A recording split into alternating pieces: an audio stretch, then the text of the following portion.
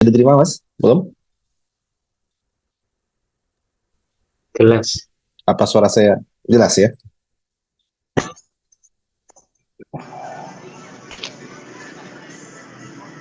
A'udzubillahi minasyaitonirrajim. Bismillahirrahmanirrahim. Assalamualaikum warahmatullahi wabarakatuh. Waalaikumsalam warahmatullahi wabarakatuh. Alhamdulillah rabbil alamin. Allahumma shalli ala sayyidina Muhammad wa ala ali sayyidina Muhammad. Rabitu billahi robba wa bil islami dina wa bi Muhammad dan nabi wa rasulah. Rabbi zidni ilmu wa rizqni fahma. Qala rabbi shrah li sadri wa yassir li amri wa rattan lisani yafqahu qawli amma ba'd. Alhamdulillah, apa kabar teman-teman semuanya? Kalau di sana sudah malam, kalau di sini masih siang ya. Di sini masih baru ba'da asar, baru selesai saya sholat asar. Jadi kalau selama ini biasanya acaranya kita adalah ngopi pagi ya, hari ini kita acaranya ngopi malam gitu ya. Jadi agak sedikit berbeda gitu ya. Jadi kalau selama ini biasanya subuh-subuh kita ngopinya, nah kali ini kita ngopinya malam hari ya. Nah, semoga tidak mengurangi dari esensi dan juga kebiasaan kita dan tidak mengurangi hikmat kita untuk belajar bersama ya, yang selama ini acaranya adalah di pagi hari. Nah, hari ini masih dari Tanah Suci, insya Allah kita akan lanjutkan kajian kita seperti biasanya. Mas, ini kameranya dipindah ke yang saya satunya aja, Mas. Mas, ada dua, pindahin ke yang satunya yang di spotlight, ya, bukan yang ini. Ada nggak? Ketemu nggak? Yang kamera lebih terang kayaknya. Yang di spotlight. Tapi kalau nggak ketemu nggak apa-apa. Ada dua. Yang saya pakai di device. Nah, sama sekalian, insya Allah semoga Allah selalu melimpahkan kepada kita semua rahmatnya, kesehatan, kekuatan, keistiqomahan, dan semoga kita semua selalu Allah berikan hidayah dan juga inayahnya sehingga kita terus bisa menjadi lebih baik dari hari ke hari. Ya. Nah, alhamdulillah yang ini kayaknya lebih jelas ya. Nah, di kajian ngopi malam kali hari ini, ya ngopi malam nih. Kalau sampai ini biasanya ngopi pagi, sekarang ngopinya ngopi malam ya. Jadi nongkrong. Ya. Kita akan lanjutkan kajian-kajian kita di pekan-pekan sebelumnya, di Rabu-Rabu sebelumnya, ya tetap dengan 3 tema yang selalu kita angkat, yaitu adalah spiritual, leadership, dan juga entrepreneurship. Ya. Jadi 3 tema yang akan terus kita bahas, yaitu seputaran tentang spiritual, seputaran tentang leadership, dan juga seputaran tentang entrepreneurship. Nah, khusus untuk pertemuan kita di malam hari ini, karena pekan lalu hampir tidak ada kesempatan untuk bertanya, nah maka kesempatan kali ini akan saya buka kesempatan seluas-luasnya untuk teman-teman bisa bertanya, ya, untuk bisa ngobrol seputaran 3 hal tadi, ya, boleh tentang leadership, spiritual, maupun tentang entrepreneurship. Nah, sebagai pengantar di kajian kita malam hari ini tidak afdol kayaknya kalau kita tidak kasih pengantar dulu materi sedikit ya. Nah, ngopi malam. Kelihatan nggak ya jawabnya? Oh, alhamdulillah. Ngopi malam. Nah, ngobrol perkara iman dan ilmu, memperbanyak amal agar mulia. Wah, singkatannya ketemu juga tuh ya. Jadi kalau selama ini adalah ngopi pagi gitu ya, nah kalau ini ngopi malam. Nah, ngopi malam ini adalah ngobrol perkara iman dan ilmu, memperbanyak amal agar mulia. Nah, jadi memang kita ngaji seperti ini tujuannya adalah bagaimana terus kita memperbaiki diri kita untuk jadi lebih baik dari hari ke hari ya. Bagaimana kita menjadi insan-insan yang mulia, insan-insan yang baik. Dan berbicara tentang yang namanya mulia ya, jadi ada tips ya. Jadi guru saya pernah menyampaikan, siapa yang di sini kira-kira pengen jadi insan-insan, jadi manusia-manusia yang mulia? Nah, coba di kolom chat, siapa yang pengen menjadi orang-orang yang mulia, insan-insan yang mulia? Boleh kolom chat, coba saya pengen tahu. Ada MC, ada siapa lagi nih? Admin Dewater, terus ada siapa lagi nih? Ada Pak Joko, Bu Ida, Masya Allah. Ada Bu Eni, Bu Siti, Usman Jakarta, Ali Masyudi, ada siapa lagi? Oh, Masya Allah, luar biasa. Ya, guru saya pernah menyampaikan, dan kebetulan ini karena ini bertepatan juga di Tanah Suci, tanah yang mulia gitu ya. Dan Masya Allah, saya beberapa hari di sini tuh insight-nya banyak banget. Saya kemarin nulis di Thread ya, kalau ada yang sudah install aplikasi Thread ya, saingannya Twitter, punyanya Meta, nah boleh dicari di sana, ada Coach Ridwan. Saya nulis tentang economic of Hajj di sana. Nah, bagaimana satu event yang Allah buat yang namanya haji itu bisa memutar ekonomi yang sedemikian dahsyatnya gitu ya. Nah, tanah yang mulia. Nah, berbicara tentang kemuliaan tadi, Nah, mulia ini kalau kita pelajari ternyata ada satu hal, kalau kita melakukannya, maka insya Allah maka kita akan menjadi mulia. Kan setiap yang ketempelan dengan satu barang ini nih ya, itu menjadi mulia. Masya Allah, luar biasa. Semuanya. Ada yang tahu nggak kira-kira? Apa yang kalau kita menempel, kita akan jadi mulia. Bahkan apapun yang ditempelinya akan jadi mulia. Ada yang tahu kira-kira? Nah, Masya Allah tuh ya, Pak Ali Masyudi ya. Al-Quran. Kenapa? Karena Al-Quran adalah kata-kata langsung, sabdanya langsung dari zat yang maha mulia. Kata-kata siapa? Dari Allah. Jadi kalau Anda mau buat quote, misalnya quote-nya adalah misalnya segala puji hanya bagi Allah. Anda boleh tuh kasih bawahnya Allah gitu atau Tuhan gitu. Kalau selama ini kan misalnya saya tiada apa namanya impian boleh tidak masuk akal selama caranya masuk akal bawahnya CRA gitu. Anda boleh tuh buat quote-nya langsung ambil ini mana kata-katanya siapa? Kata-katanya Allah langsung, kata-katanya Tuhan gitu. Kenapa? Karena memang Al-Quran itu adalah kata dari Allah langsung. Dan Allah adalah zat yang paling maha mulia. Maka pasti Al-Quran itu adalah sesuatu yang mulia. Diturunkan, dibawa oleh malaikat. Dan malaikat ini menjadi malaikat yang paling mulia. Siapa malaikat yang paling mulia? Iya, betul. Malaikat yang membawa wahyu Al-Quran. Jibril menjadi malaikat yang paling mulia. Kenapa? Karena membawa Al-Quran. Lalu diturunkan di satu malam. Yang malam itu pun menjadi malam yang paling mulia. Ya, malam Lailatul Qadar. Dan di bulan, yang bulannya pun menjadi bulan yang paling mulia. Bulan Ramadan yang penuh dengan kemuliaan, keberkahan dan luar biasa. Ya, diturunkan kepada satu orang manusia yang akhirnya menjadi manusia paling mulia di muka bumi. Yaitu siapa? Nabi Muhammad, ya, Rasulullah Shallallahu Alaihi Wasallam. Dan barang siapa hari ini mengikutinya dan mempelajarinya, itu akan menjadi manusia-manusia yang paling mulia. Contohnya siapa? Para hafizul Quran diberi kemuliaan sama Allah untuk bisa memberi mahkota kepada orang tuanya, dikasih jubah, dan bahkan bisa menyelamatkan 10 orang di keluarganya yang harusnya masuk neraka, bisa ditarik untuk masuk surga. Kenapa? Karena Al-Quran adalah zat yang maha mulia. Ya, karena Al-Quran berasal dari zat yang paling maha mulia. Maka setiap yang menempel, maka insya Allah menjadi mulia. Maka di malam hari ini pun, di kajian kita akan tetap mengkaji lagi tentang ya, Al-Quran tadi. Kita lanjutkan. Ada satu. Nah, kalau kita pengen mulia, nah, maka ada satu ayat yang mau kita bahas malam hari ini sebagai pengantarnya. Judulnya adalah Jangan Lupa Bahagia. Nah, jadi sebagai manusia, ya sebagai ciptaan Allah, ya sebagai hambanya Allah, maka kita jangan lupa bahagia. Kenapa kalau saya bilang ini? Karena Masya Allah luar biasa ya. Selama perjalanan haji ini, kalau saya pribadi merasa ini adalah satu perjalanan yang sangat membahagiakan buat saya ya. Bisa ngajak orang tua, ngajak pasangan untuk bisa berhaji gitu ya. Menggandeng langsung di Mina, di Musdalifah, ya, di Mina gitu ya, lempar jamrat dan seterusnya, tawaf, sa'i dan seterusnya, itu sesuatu yang sangat membahagiakan.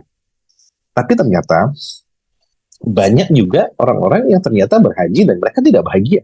Banyak yang ketika sampai ke sini ternyata juga tidak bahagia. Begitu juga mungkin bukan hanya pada saat berhaji. Kalau saya berikan contoh, bisa jadi dalam kehidupan sehari-hari, di pekerjaan, di dalam keseharian, banyak mungkin dari kita tidak bahagia. Nah, maka pesan saya adalah, yuk kita tanamkan yang namanya kebahagiaan. Kenapa? Karena ada satu ayat di Al-Quran yang ayat ini Masya Allah ya, buat saya. Adapun orang-orang yang berbahagia, maka ia berada di dalam surga. Nah, jadi tempatnya orang-orang yang berbahagia itu adalah di dalam surga. Atau surga itu isinya adalah orang-orang yang berbahagia. Mereka kekal di dalamnya selama masih ada langit dan bumi, kecuali jika Tuhanmu menghendaki yang lain. Sebagai karunia yang tidak ada putus-putus. Maaf ya, sebentar. Izin, alhamdulillah, minumnya ini Zam-Zam. Wah, minumnya Zam-Zam. Semoga Zam-Zam ini air yang kalau diminum itu bisa menjadi seperti apa niat dari orang yang meminumnya. Masya Allah. Baik. Nah, maka artinya apa? Maka sahabatku sekalian, dalam keseharian kita dimanapun itu, entah kita di tempat kerja, entah kita di perusahaan, ataupun kita sebagai seorang entrepreneur, sebagai seorang ayah, sebagai seorang ibu, sebagai seorang suami, sebagai seorang istri, sebagai seorang santri, sebagai seorang guru, mentor, apapun prosesi kita, maka pastikan kita menjalani seharian kita tuh dengan kondisi bahagia. Mudah? Tentu tidak mudah. Ya, bekerja dengan bahagia tidak mudah. Menjadi seorang istri yang bahagia tidak mudah. Menjadi suami yang bahagia tidak mudah. Menjadi karyawan yang bahagia tidak mudah. Menjadi seorang atasan yang bahagia juga kadang tidak mudah. Tapi perjuangkan kebahagiaan itu. Kenapa kita perjuangkan? Karena tadi tempatnya orang-orang di surga itu orang-orang yang berbahagia. Kalau kita nggak bisa melatih diri kita untuk bisa berbahagia, menjalani segala kejadian, khawatirnya kita nggak cocok jadi penduduk surga. Kenapa? Karena tadi penduduk surga adalah orang-orang yang berbahagia. Nah, maka sahabatku sekalian, maka apa yang harus kita lakukan agar kita bisa berbahagia? Tipsnya, yang pertama adalah yakini setiap kejadian itu adalah takdir terbaik Allah. Selang ya, yang pertama tipsnya adalah yakini setiap kejadian adalah takdir terbaik Allah. Kalau kita tidak bisa meyakini setiap kejadian itu adalah takdir terbaik Allah, kita punya rencana sendiri atau punya planning sendiri, seringkali kadang ketika sesuatu tidak sesuai dengan ekspektasi kita, maka seringkali kita menjadi kecewa. Maka, agar tidak mudah kecewa, agar kita tetap bisa bahagia, yakini semua kejadian itu adalah benar-benar adalah skenario terbaik Allah. Contoh, ya, di Al-Quran, di Al-Baqarah disebutkan bahwa yang baik menurut kita belum tentu baik menurut Allah, dan yang buruk menurut kita belum tentu buruk menurut Allah. Artinya bisa jadi menurut kita buruk, tapi menurut Allah baik. Atau sebaliknya, menurut kita baik, tapi menurut Allah itu buruk. Ya. Atau Allah tahu kapan waktu terbaiknya. Ya. Nah, sebagai contoh, bulan pekan kemarin saya bercerita tentang bahwa satu berkah dari hajian tahun ini adalah tahun lalu yang harusnya kami berangkat haji ini ceritanya sudah mungkin beberapa kali saya ulang, tapi nggak apa-apa, ini contoh. Saya berangkat dengan fasilitas mungkin yang insya Allah menurut kami itu baik ya, kita furoda dengan mengeluarkan biaya yang tidak sedikit gitu ya. Tapi ternyata apa? Allah mentakdirkan untuk kami tidak bisa berangkat tahun kemarin. Dari 18 orang hanya 9 orang yang berangkat ya. Dan ternyata 9 orang yang berangkat ini ketika di tanah suci, ternyata Masya Allah, perjalanannya luar biasa. Kan sampai membuat tulisan furoda rasa ekonomi gitu ya. Yang memang kondisi teman-teman saya yang berangkat tahun lalu itu cukup memprihatinkan, kira-kira begitu. Dan Allah sepertinya menyelamatkan kami untuk tidak berangkat tahun lalu, tapi diundangnya tahun ini. Dan Masya Allah yang luar biasa lagi adalah apa? Pada saat kami nggak jadi berangkat tentu sedih ya, berintrospeksi, apakah ada salah, belum patah jadi tamunya dan seterusnya. Oktober akhirnya kami umroh bersama dan saya ajak bapak dan ibu saya. Pada saat umroh itu benar-benar di Multazam, karena waktu itu umroh mungkin nggak terlalu ramai ya, kita bisa lama banget doa malam. Saya berangkat, saya masih ingat betul itu sekitar jam 10, jam 11 malam. Selesai kita tawaf, semuanya sudah selesai. Saya buka buku dan saya membacakan kurang lebih sekitar 100 daftar, 100 daftar resolusi kami di tahun 2023 ini gitu ya. Dan dari 100 daftar itu kami bacakan semua satu persatu, dan di belakang saya ada bapak dan ibu saya. Saya minta untuk mengaminkan. Dan salah satu yang tidak masuk akal saat itu adalah saya menulis di situ agar saya tulis namanya, benar-benar ada namanya, Ridwan Abadi bin Sukandar, apa namanya, Yusri Nariningsi, orang tua saya. Saya tulis semuanya namanya, bahwa kami minta untuk diundang berhaji tahun ini. Dan saat itu, rasa-rasanya kayaknya mustahil untuk kami bisa berangkat gitu. Rasa-rasanya mustahil untuk kami bisa berangkat. Tapi Masya Allah ya kami tidak berpikir yang aneh-aneh, pokoknya hanya minta saja sama Allah. Dan ternyata pada Allahnya, Alhamdulillah tahun ini kami bisa berangkat berempat. Dengan dana yang sama yang kami siapkan tahun kemarin untuk Foroda yang gagal berangkat, ternyata Masya Allah tahun ini bisa berangkat berempat. Ya. Nah ini contoh bahwa Allah itu selalu punya rencana, punya skenario yang terbaik. Maka yang pertama agar kita bisa terus bahagia dengan segala kejadian adalah apa yang kita lakukan? Yang pertama, selalu meyakini bahwa semua yang terjadi itu adalah skenario terbaik Allah. Itu yang pertama. Kalau haji atau umrah nggak batuk itu katanya nggak afdal ya. Nah ini satu kamar, satu ruangan, satu gedung, lagi banyak yang batuk.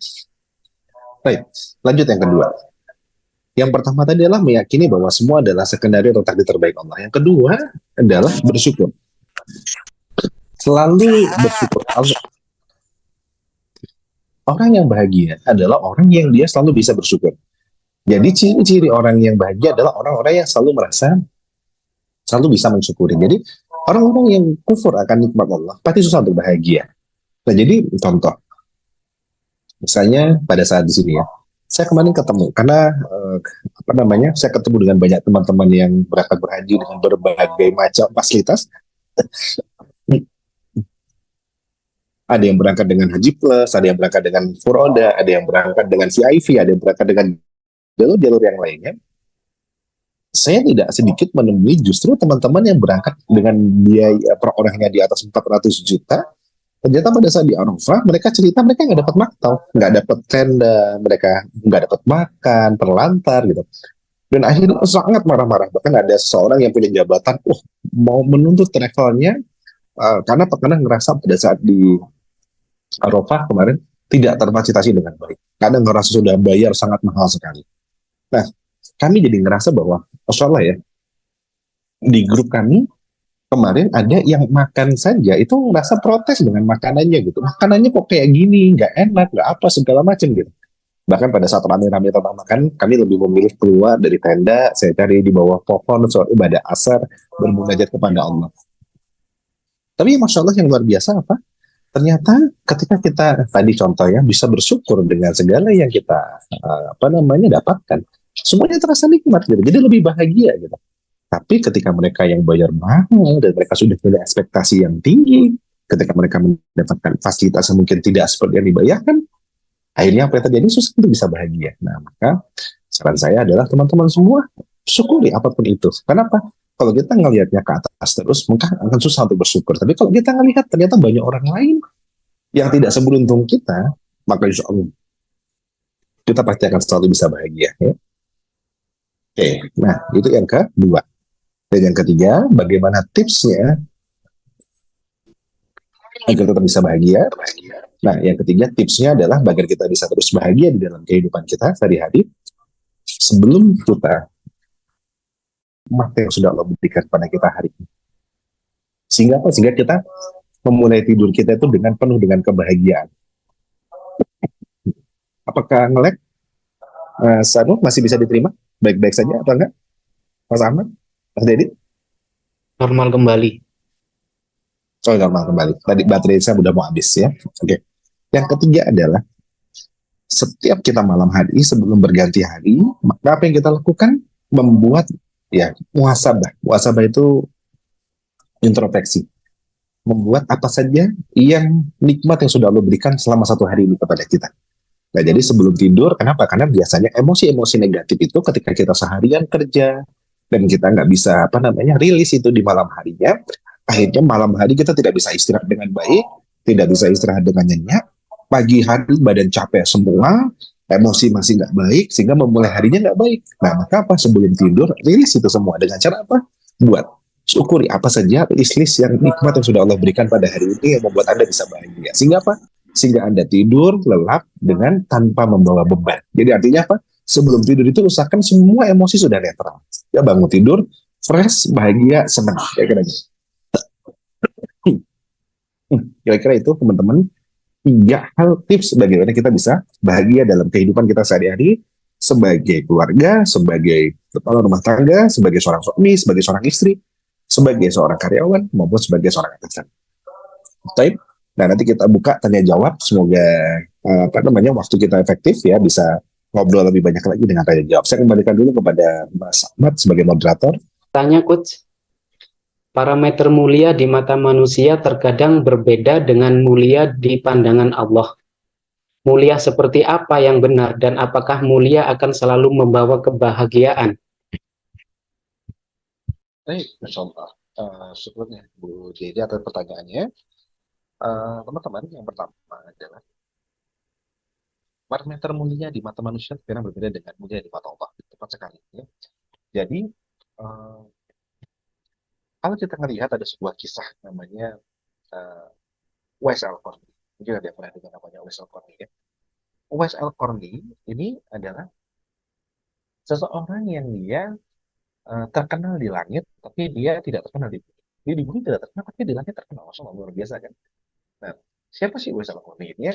Uwais Al-Qarni ini adalah seseorang di Yaman yang selama masa hidupnya hidup di masa Rasulullah, cinta sekali dengan Rasulullah, tapi tidak bisa bertemu dengan Rasulullah. Setiap mau ketemu, ada saja waktu itu kondisi yang tidak memungkinkan untuk bertemu dengan Rasulullah. Nah, satu ketika Uwais Al-Qarni, saking dia cintanya dengan ibunya, dia menjadi suaranya kurang jelas. Oke. Baik. Nah, namanya Uwais Al-Qarni. Nah, jadi Uwais Al-Qarni ini ketika ini pas musim haji juga cocok juga ya. Jadi dia eh, bahkan ketika sepeninggalan Rasulullah tuh pernah berwasiat berminta kepada Umar untuk Sayyidina Umar untuk mencari yang namanya Uwais Al-Qarni dan minta didoakan oleh Uwais Al-Qarni. Masya Allah, padahal orang ini tidak terkenal, dicari kemana-mana, susah sekali untuk ketemu ya. Nah, kenapa kok dia bisa begitu luar biasa? Karena dedikasinya kepada orang tuanya, bahkan sampai menggendong orang tuanya untuk berangkat berhaji ya.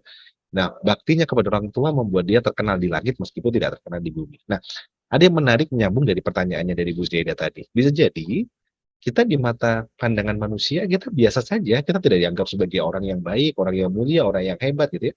Tapi bisa jadi penduduk langit menganggap kita mulia, menganggap kita luar biasa gitu.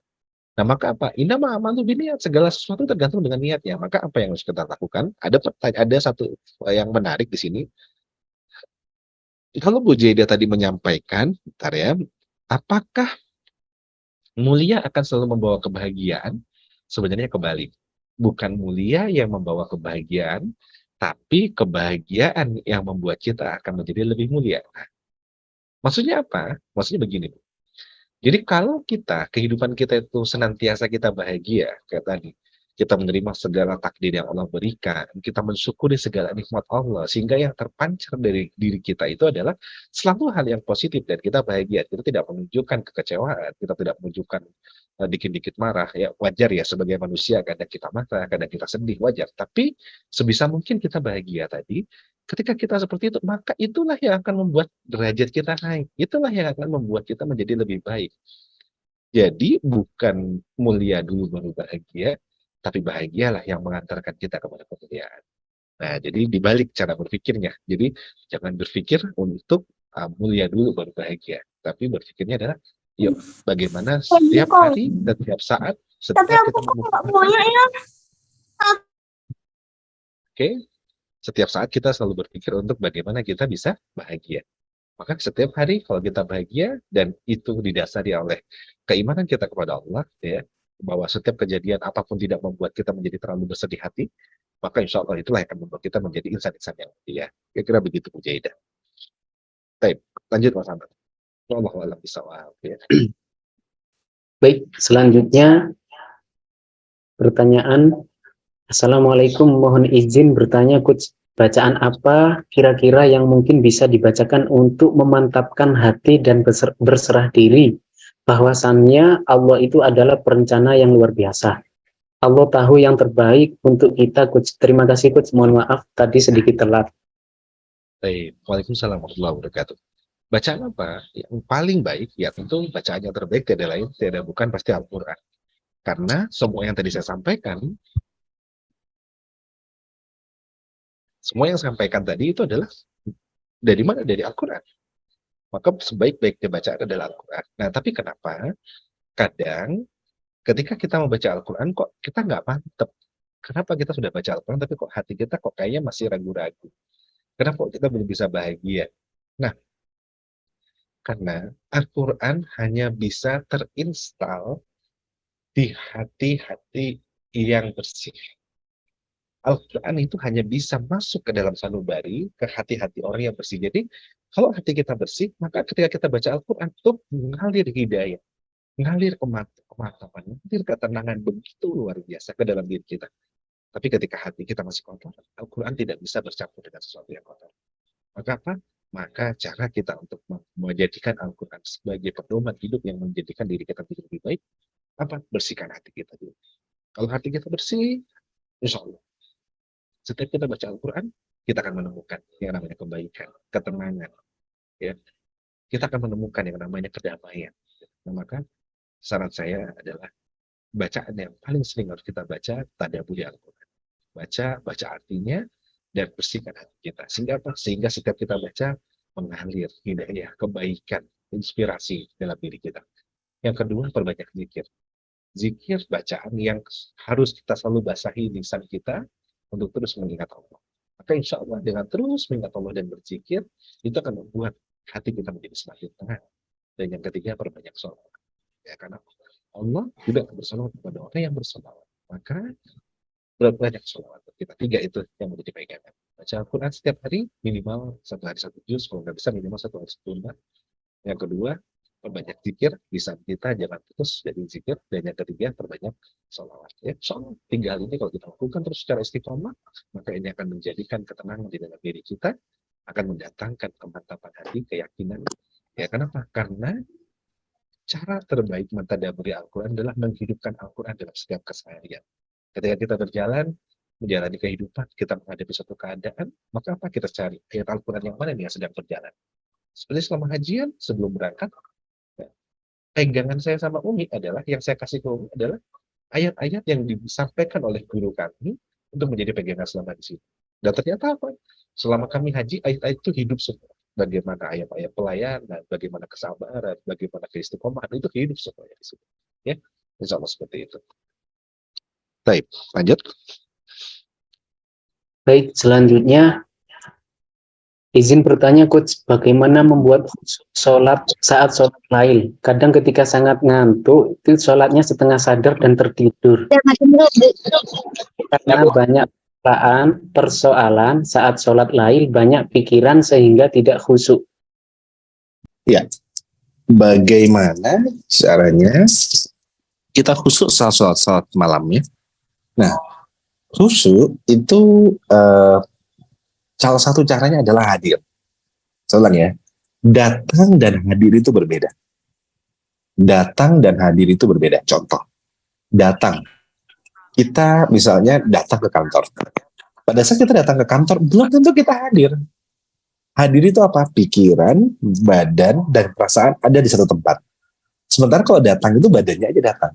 Maka seringkali ada orang datang ke kantor, ya masuk pagi, pulang sore, tapi ternyata ya dia nggak ada di situ, pikirannya di tempat lain, badannya ada di situ, tapi hatinya di tempat lain. Gitu. Sebagai contoh, khusyuk itu saya sering mengumpamakan adalah sholat. Saya mengumpamakan makan. Pernah nggak teman-teman ya makan, pada saat makan itu karena saking sibuknya ambil makanan sudah di depan, pada saat makan gitu ya, pegang handphone, balasin chat, apa segala macam, toh makan selesai. Pas sudah selesai makan, kalau ditanya tadi makan sama apa, rasanya kayak mana, mungkin lupa. Yang penting perut udah kenyang. Pernah nggak ngerasa kayak gitu? Ya mungkin pernah, saya juga pernah kok, kira-kira gitu. Nah itu tandanya bahwa kita sedang tidak khusyuk dalam makan. Jadi makan kita nggak khusyuk, iya makan kita nggak khusyuk. Nah jadi sama dengan sholat.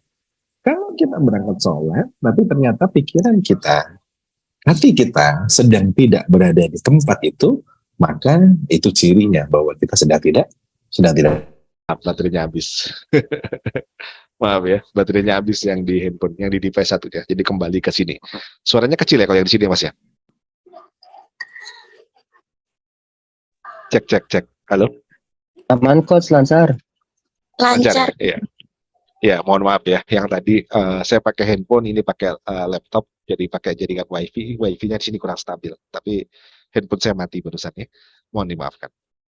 Nah maka sama seperti kita sholat, maka apa pikiran, badan, dan juga perasaan harus ada di titik yang sama, tempat yang sama. Maka sebaiknya apa? Tipsnya, 1, sebelum tahajud usahakan mandi.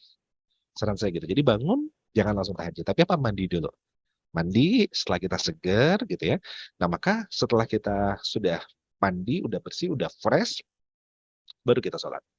Nah, pada saat sholat gitu ya, kan tadi biasanya kenapa kok tadi setengah ngantuk, setengah tertidur, karena biasanya kurang fresh. Tapi kalau fresh, maka insya Allah kita akan lebih khusyuk gitu ya. Nah, maka yang pertama, usahakan apa? Mandi sebelum sholat tahajud. Nah, yang kedua, setelah itu usahakan ya untuk kita tuh benar-benar hadir. Nah, caranya untuk kita tuh hadir apa? Menjiwai dari setiap apa yang kita baca. Maka saran saya, ya tahajud, pada saat tahajud mungkin bacaannya baca surat-surat yang kita sedikit banyak paham atau tahu artinya gitu. Jadi usahakan untuk latih dikit-dikit gitu. Jadi ketika kita bisa memaknai apa yang sedang kita baca, maka itu akan membantu kita untuk bisa lebih khusyuk. Nah, tapi yang terpenting adalah memang tadi hadir. Gini ya. Iya. Nah, jadi gitu Mas Fani. Jadi saran saya adalah pada saat mau sholat lail, maka apa yang dilakukan? Mandi dulu ya, fresh, dan pastikan hadir. Sekali 2 kali memang susah, tapi kalau insya Allah sudah biasa akan jauh lebih nikmat. Dan tips yang terakhir, ini agak mahal sih. Kalau pengen lebih khusyuk, sholat lailnya Kalau nggak di Madinah, di Mekah, maka insya Allah pasti khusyuk. Ya. Kalau yang sudah pernah sholat lain di Masjidil Haram atau di Masjid Nabawi, insya Allah ya, itu tidak tergantikan rasanya ya. Jadi insya Allah pasti khusyuk ya. Nah maka coba sekali latihan seperti itu. Nah, tapi yang terbaik memang itu adalah dilatih. Jangan karena kita ngerasa kita nggak bisa khusyuk, terus akhirnya kita jadi tidak mau bangun sepertiga malam. Terus bangun aja sepertiga malam ya. Ya, wajar, setannya banyak pasti mengganggu kita ya. Tapi harus dilawan. Soalnya nanti kalau udah jadi kebiasaan itu kan jadi sesuatu yang luar biasa. Baik, lanjut, Mas. Ada lagi? Baik, Assalamualaikum. Mohon izin bertanya, bagaimana cara kita mensyukuri ketika kita mendapatkan ujian atau musibah dari Allah Subhanahu wa Ta'ala? Karena ujian itu merupakan untuk menaikkan derajat kita. Mohon penjelasannya, Coach. Masya Allah. Ini kayaknya nanti kita buat satu pembahasan lagi khusus ya, yang untuk poin ini karena kita ada materi ya, bagaimana cara menyikapi ujian yang ada kuadrannya ada 4 ya. Karena setiap ujian itu memang betul untuk menaikkan derajat kita. Jadi tadi kalau ditanya bagaimana cara kita mensyukuri setiap mendapatkan ujian, ya maka apapun ujiannya yang kita setting pikiran kita adalah bahwa itu adalah kebaikan. Apapun ujiannya itu adalah kebaikan. Kita syukuri. Maka insya Allah kalau kita bisa melihat segala sesuatu itu adalah kebaikan, maka kita akan jauh lebih mudah untuk bersyukur. Contoh gitu ya. Contoh gini. Ketika kita dihadapkan ujian, cara berpikirnya adalah jangan melihat ujiannya, tapi cara berpikirnya adalah lihat hikmahnya apa. Jadi kita men-setting ketika ada ujian nih. Maka ketika kita paham bahwa itu ada ujian, maka yang kita harus lakukan adalah 3 poin. Yang pertama, hikmahnya apa? Yang kedua, ayatnya apa yang lagi diperjalankan, ya. Ayatnya apa? Yang ketiga, kebaikan apa yang kita akan dapatkan. Nah, jadi atau bahasa itu adalah kadonya. Kadonya apa? Kebaikan itu adalah kado. Nah, maka 3 ini yang biasanya saya lakukan. Jadi ketika contoh misalnya, tahun lalu saya diuji sama Allah belum bisa berangkat untuk berhaji ya, berdua. Ketika saya waktu itu tidak bisa berangkat, maka yang pertama kali yang saya lakukan adalah apa? Hikmahnya apa ya? Kalau Anda membaca tulisan saya di Facebook, waktu itu saya menulis, mungkin Allah sudah memberi waktu kepada saya untuk hati ini lebih siap. Mungkin kalau tahun kemarin saya berangkat, mungkin saya termasuk orang yang sombong. Kenapa? Nggak pakai antri, tahun langsung berangkat ya, hanya karena punya uang, bisa jadi akan jadi sombong. Bisa jadi Allah pengen saya berangkat nggak berdua aja sama istri, tapi pengen berangkatnya berempat. Itu kalau Anda lihat di tulisan saya itu ada gitu. Bisa jadi Allah sudah pengen saya untuk menghafalkan surat-surat dan juga mendapatkan doa-doanya. Nah, itu contoh. Itu hikmah. Yang kedua, saya telepon guru saya. Saya minta diistiarohi sama guru saya, apa yang sebenarnya sedang diperjalankan sama Allah. Maka guru saya menyampaikan satu ayat Al-Quran yang isinya adalah, seandainya pun saya berangkat tahun itu adalah yang terbaik, kalau nggak berangkat itu lebih baik. Nah jadi, saya pakai dua itu. Yang pertama tadi itu adalah hikmahnya, yang kedua itu adalah meyakini adalah ayat apa yang sudah diperjalankan. Dan yang ketiga adalah kadonya kira-kira apa. Nah, Masya Allah, ternyata kadonya apa? Kadonya Oktober kami bisa umroh berempat dan tahun ini kami bisa berhaji berempat. Nah, ini kan kado yang luar biasa. Nah, jadi maka sahabatku sekalian, dalam setiap ujian apapun itu, kita harus paham bahwa ujian itu adalah ujian kenaikan kelas. Nah, untuk memahami kenaikan kelas yang mana, yang seperti apa, maka tadi pelajari hikmah apa yang sedang diujikan. Hikmah apa itu maksudnya, kalau ibarat ujian kayak kita sekolah itu, apakah ini ujian matematika, apakah ini ujian IPS, apakah ini ujian bahasa atau ujian sejarah gitu ya. Nah yang kedua adalah ayatnya yang mana, ayat Al-Quran yang mana yang sedang diujikan kepada kita. Dan yang ketiga, kalau kadonya apa. Nah itu insya Allah seperti itu. Gimana Mas Ahmad, hilang lagi suaranya? Ada lagi. Oke. Ya, dari Mas Imran ya. Saya langsung bacain aja ya. Bismillah, izin coach, bahagia itu sederhana, namun tidak sederhana dipikirkan. Pertanyaannya adalah cara menyikapi apabila berada di tengah orang yang tidak atau kurang bahagia. Ya, oke. Kadar bahagia Anda seberapa? Kalau Anda cuma punya kadar bahagia sebotol kecil gini, ya, maka Anda jangan berada di tempat yang orangnya lagi haus semua. Nggak cukup. Maksudnya apa? Maksudnya gini. Kalau kita masih labil, masih belum mampu untuk menata hati kita untuk menjadi lebih bahagia dan menjadi lebih tenang menghadapi segala kondisi, maka saran saya Anda butuh lebih banyak berkumpul, bertemu dengan orang-orang yang mereka orang-orang yang tawadu, orang-orang yang sudah matang secara emosional. Tapi kalau seandainya memang Anda sudah cukup kuat atau stok kebahagiaan Anda itu sudah sangat banyak, maka tebarkan kebahagiaan itu kepada orang-orang di sekeliling Anda. Kira-kira begitu. Jadi kalau ditanya tadi adalah bagaimana apabila berada di tengah orang-orang yang kurang bahagia? Pilihannya dua. Kalau Anda memang stok bahagianya cuma sedikit, sebotol kecil ini tadi, menghindar aja, jangan deket-deket. Kenapa? Karena stok Anda cuma sedikit, gitu ya. Anda masih belum sabar, masih belum kuat secara kematangan, emosi dan seterusnya. Menghindar saja. Ya, jadi lebih baik ya kalau kayak ibaratnya meme lagi banyak di sosial media, kalau ada yang ngajakin berantem atau berdebat, cukup jawab dengan udah tinggalkan. Nah, kira-kira kayak gitu. Nggak jadi lawan, udah biarin. Tapi kalau stok kebahagiaan Anda itu banyak, maksudnya Anda itu orang yang sudah sangat kalem, tidak mudah terpengaruh emosionalnya, ada apa? Maka bagikan kebahagiaan itu kepada orang-orang yang tidak bahagia. Berbagi kebahagiaan kepada mereka, ya. Berbagi kebahagiaan. Ya, makanya saya sering buat ada namanya pasar bahagia, ada salam bahagia, ada santri bahagia gitu. Kenapa? Ada bahagia bersama Quran karena stok bahagianya banyak. Kira-kira kayak gitu. Jadi dibagi-bagi agar seorang lingkungan yang di lingkungan kita yang kurang bahagia bisa ikut bahagia. Apakah orang-orang yang kita bagikan kebahagiaan itu mereka pasti bahagia? Belum tentu. Saya berapa kali dianggap orang gila lah, dianggap orang yang mencari ini itu dan seterusnya, tapi santai saja, nggak usah terlalu pusing dengan itu semua. Baik, kira-kira begitu. Cukup ya, insya Allah. Mas Ahmad, masih ada lagi nggak? Ini nggak kerasa kita sudah hampir jam 9 ya. Nah ini terakhir Masih kayaknya. ada 2 pertanyaan. Izin coach tips agar bisa rilis emosi yang tidak mendukung karena bisa jadi lingkungan yang ada terkadang menyebabkan emosi negatif itu muncul. Bagaimana menyikapinya dengan kondisi lingkungan, teman, keluarga yang lain yang menyebabkan kondisi emosi menjadi tidak mendukung. Misalnya marah, sebal, dan yang lainnya. Masya Allah, luar biasa. Terus bagaimana caranya kita ngerilis emosi kita? Nah jadi gini, kita adalah tuan dari diri kita. Ini yang perlu kita bahas. Pilihannya cuma dua. Anda menjadi tuan dari diri Anda.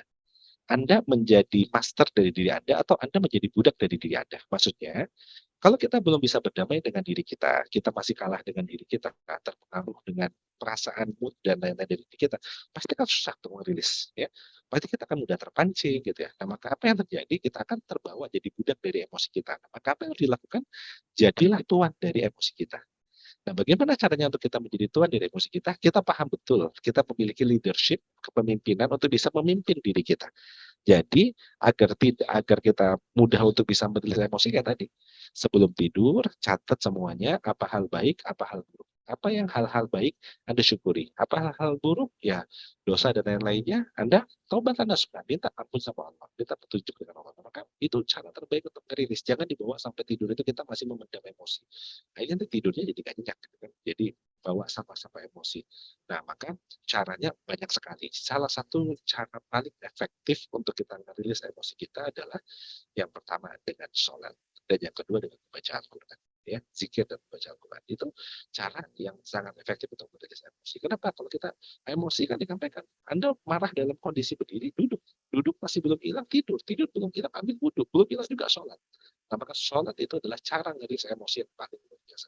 Anda sudah sholat, masih belum bisa rilis juga emosinya, berarti sholatnya belum khusyuk, maka khusyuk hadir. Nah, kalau kita sudah hadir, kita bisa melihat diri kita dengan sholat, insya Allah maka emosi-emosi negatif itu bisa kita rilis satu persatu. Nah, cara yang paling efektif lagi apa? Kalau masih ingat, dulu saya pernah menyampaikan kepada teman-teman adalah apa? PET, ya. PEC, masih ingat PEC? Personal Emotional Coach. Jadi kalau ada apapun atau siapapun yang membuat Anda sebel, yang membuat Anda pengen marah, maka ingat ya, mereka itu yang datang untuk membuat Anda marah itu adalah personal emotional coach Anda. Dia adalah pelatih yang dihadirkan sama Allah untuk hadir di dalam kehidupan kita, untuk melatih kita agar hati kita menjadi tenang. Kenapa? Karena hanya hati-hati yang tenang lah yang sama Allah dipanggil masuk ke dalam surga. Hati-hati yang tenang, masuklah ke dalam surga. Apa? Allah pengen kita semua masuk ke dalam surga. Maka agar kita masuk ke dalam surga, ketika kita lahir, sayangnya ya kita ini terkontaminasi oleh apa? Banyak dosa, banyak masalah, sehingga apa? Hati kita menjadi kemerungsung, jadi tidak tenang. Nah, padahal Allah sayang banget sama kita. Saking sayangnya Allah sama kita, maka Allah pengen kita tuh hatinya jadi tenang, jadi sabar, jadi bahagia. Apa yang Allah lakukan? Allah mengirim trainer, Allah mengirim coach untuk apa? Untuk ngelatih kita. Ya, ngelatih kita menjadi personal emotional coach. Jadi apa? Dikirimlah anak yang mungkin nyebelin, dikirimlah pasangan yang mungkin nyebelin, dikirimlah atasan yang mungkin nyebelin, dikirimlah bawahan yang mungkin nyebelin, tetangga yang mungkin nyebelin. Itu semua untuk apa? Menjadi pelatih. Jadi kalau ada orang yang lagi nyebelin datang kepada kita, ingat itu paket dari Allah. Artinya apa? Trainer, coach yang sedang dikirim untuk membuat kita menjadi lebih sabar, lebih bahagia, dan lebih tenang hatinya. Maka apa? Ketika Anda ketemu dengan seperti itu, cukup satu yang dalam. Anda bilang apa? Siap coach. Anda ingat ketika ada lagi datang yang nyebelin, oh kata coach Ridwan ini adalah coach saya. Berarti apa? Siap coach. Anda sadari bahwa itu semua adalah untuk hati kita menjadi lebih baik, lebih sabar, lebih tulus, dan juga lebih ikhlas. Maka itu cara merilis yang paling baik. Sebagai apa? Tambah dengan sholat, tambah dengan zikir. Ya, insya Allah. Nah, itu mungkin tadi sedikit yang bisa kita bahas, kita sampaikan di malam hari ini teman-teman semua. Doa terbaik dari Tanah Suci. Semoga teman-teman yang hadir hari ini, sama Allah diampuni dosa-dosa kita di masa lalu, masa kini, masa yang akan datang. Dan doa paling tulus dari hati saya yang paling dalam, mendoakan semoga seluruh teman-teman yang hadir, sama Allah segera diundang ke Tanah Suci untuk berumrah dan berhaji. Ya, semoga ketika Anda diundang semua ke sini, ya, semua hajat, semua keinginan, semua yang sedang direncanakan Allah kabulkan dengan cara terbaiknya.